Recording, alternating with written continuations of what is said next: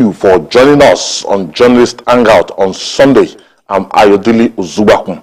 Today on the program, Senate probes former President Buhari's airport concession, advocates stakeholders' involvement, doctors want 550% salary increase over fuel subsidy removal, threatens strike, and later on the show, Mesoma Ejikeme confirms to Anambra panel that she fraud JAD results as Obi Ezekwesili urges parents to help ensure examination integrity. I'll be hanging out with Babaji Dekolade Otitoju and Adewale Adeoye. If you're ready, let the hangout start now.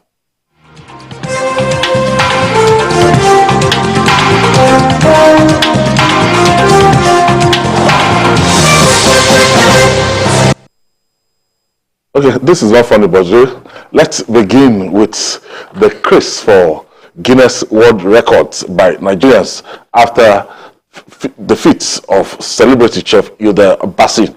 A 3-day kissing marathon tagged kiss-a-thon was scheduled to hold from 7th to 10th of July in Ekiti to break the Guinness World Records for the longest kissing. But the state government has banned staging and hosting of such events in the states. The state government, through the state's director of tourism, Adebanji Adelusi, warned against it and described it as absurd and immoral. Julie, what is this about? You know, Nigerians and the copycat syndrome. Since Hilda Baci attempted and succeeded in breaking the longest cooking marathon,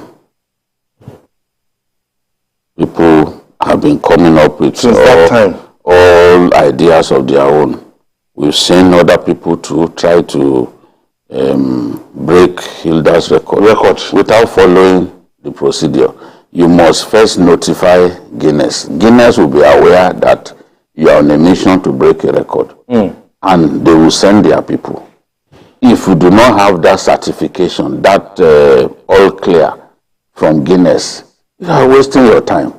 So all these 120 this recorded 120 hours and everything. They have to first clear you that yes, we are aware, we are with you, that you are on this mission. Yes, and then the monitor you go ahead.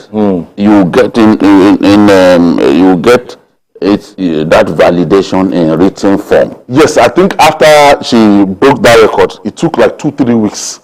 They were looking at that is different. I'm saying that before you even embark on the okay. Guinness must give you the clearance to proceed. Yes, okay. Yes. In our own case, I guess they were looking, and you find that you discovered that eventually they deducted some of the hours because, according to them, she broke some of the rules. So they were checking those. There were people who break records and instantly they get that certification. But in her case, they had to look at the evidence again and discover that she actually made some mistakes, and they deducted from the time that before they certified her. Yes, that was why it took them some time. Guinness is not a backstreet organization that people will just get up and say, okay, I'm going to. They have to give you that go ahead. And in giving you the go ahead, the stipulations will be made clear to you. You know what you are up against, what you need to do, what you do not need to do. So, in this case, people just on their own just waking up and say, oh, I want to break world record for the person who can drink water the most, all kinds of funny things. Now, it goes completely against our culture, some of what these people are proposing. You can imagine in Ekiti, a conservative state like Ekiti, people coming, where you still see people, hold culture and upbringing. Yeah, I don't know, maybe you saw the picture of the governor. Yes. Prostrated. Yes, just, that there are people who oppose that because they will say, the beauty of our culture. The repository of the respect of a state resides in the governor. I'm telling you that some people will tell him that, no, you can't do that. You can do it in private, but to prostrate like that in public. Shows how humble. Asiwaju once did it now. Shows how humble. Asiwaju once did the same thing for one of those Babas in Edis, and he was told that no, the repository of the respect of a state resides in you as governor. You can't do that in public. So I'm not opposing what the governor has done. This is just my opinion. Says a lot but about I'm saying that Ekiti, a conservative state where people still value tradition and good upbringing very well, and you see people planning to hold a kissing marathon. I mean, it makes no sense. Somebody woke up in Cameroon and said she wanted to do 200 hours of sex, and that people should line up. Animal. You know, so beasts are taking over the landscape. When I posted it, I wanted people to see the extent to which we have degenerated. But the usual people always abusing me. They said, "Oh, stupid journalists, this is what you are posting." You see, they don't even get why I'm posting such a thing. And look, where are we going? It's not, when you post something as a journalist, it doesn't mean that you support it. So people don't get it, you know. But I'm happy that the state responded promptly. This is the right thing to do. Honestly, we have to. Well, it's your state. Well, I'm totally in agreement with my colleague, because our culture is the only immunity we have against colonialism and globalization.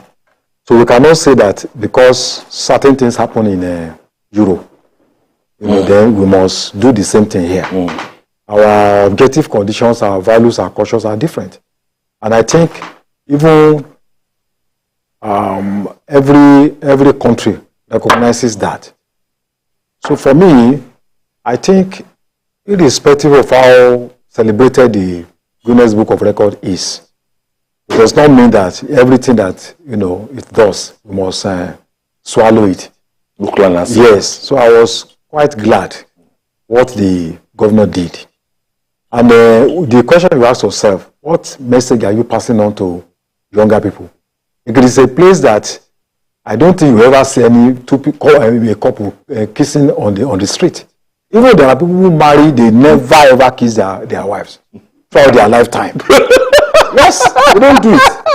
They don't do it. Even on marriage day, they don't kiss. They don't kiss. So you now say you are now doing something else. So throughout their lifetime, it doesn't happen. They don't know about kissing. They don't know about kissing. It's not our culture. It's not that, So and also there are health implications, because when I was going through past editions of Guinness World Record kissing marathon, the record holder is 50 hours and 25 minutes. Then every time that they had this kissing marathon, there's always near casualty. In Israel when they did it, so a couple, they had to be resuscitated then with oxygen, because even when you are going to toilet, people have to follow you. You have to stay glued for several hours. You ask yourself, for what what kind of thing are you teaching younger people in Africa about kissing and now get a prize for kissing? So I think it's totally odd. I never saw my father and wife, my mother kiss. Never happened. I never, I didn't notice anything like that. So you now elevate it to a standard for younger people. So I think the governor should be commended. He didn't even think twice. He just banned it and threatened them, with a jail term. So he should be commended. I don't take any state out of the 30 states to tolerate this kind of thing. So I'm glad that the governor did the right thing. I think those itching to break the record of Hilda Baci, you should think twice that there's a procedure and everything, because one other girl at Ekiti, even people are, the way people are taking it, and Ekiti, after the one of Ekiti, there's another one now, still in that same Ekiti State that is cooking. The thing is ongoing now, should have passed the 100 hours mark by this weekend. She's still cooking. Some are saying that they are not even out to break the record. They just want to draw attention to themselves. They want to become popular. Just because what is the point in spending your resources, wasting your energy? At the end of the day, nobody will consider you for a record. So maybe some of them just want to draw attention to themselves. In this age of social media, in an instant, you can become extremely popular. So, and with that, all kinds of benefits will come your way. You know, about 8 months ago, 6 months ago, nobody knew Hilda. She was just regular chef. Another girl, you know. But today, she is famous globally. So I'm sure some people too want to be like her. But they must follow the right procedure. Guinness has had to write last week that, look, this is our advice to all of you try to break one Guinness record or another. This is the procedure. Nigerians. This is the procedure. Don't just embark on something that can take your life. You know? So I think it's the sex thing that really threw me into a daze. How can anybody in Africa, Cameroon, think of that? And he's even asking for support.